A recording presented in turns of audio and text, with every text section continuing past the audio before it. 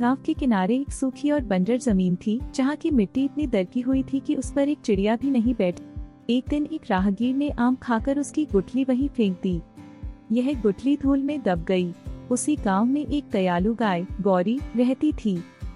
जब गौरी उस बंजर जमीन से गुजरती तो उसे वहाँ की सूखी मिट्टी का दर्द महसूस होता।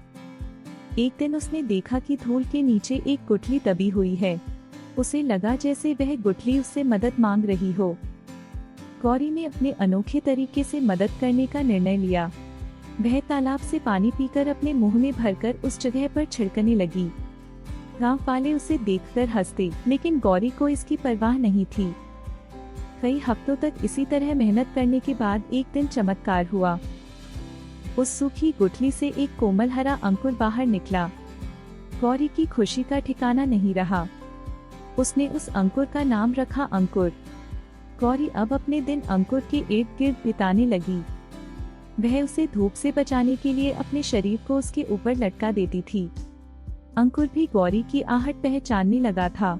जैसे ही गौरी पास आती, अंकुर की पत्तियां खुशी से झूम उठती। साल बीतते गए और अंकुर एक मजबूत आम के पेड़ में बदल गया। उसकी शाखाएं फैल गईं और अब वह गौरी को छाया देने के लिए तैयार हो गया था। लेकिन एक रात मौसम ने करवट ली। आसमान में काले बादल छा गए और एक भयंकर तूफान आया। तेज हवाओं से गांव के घर कांपने लगे। गौरी घबराकर पेड़ के पास गई। अचानक एक जोरदार झोंका आया और वह विशाल आम का पेड़ जड़ से उखड़कर गिर पड़ा। गौरी स्तब्ध रह गई। उसका सबसे अच्छा दोस्त, उसकी संतान के समान पेड़ अब बेजान पड़ गया था।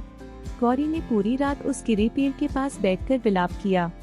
सुबह जब गांव वाले आए तो उन्होंने देखा कि गौरी अपने जीभ से उस सूखे तने को चाट रही थी, जैसे उसे जगाने की कोशिश कर रही हो।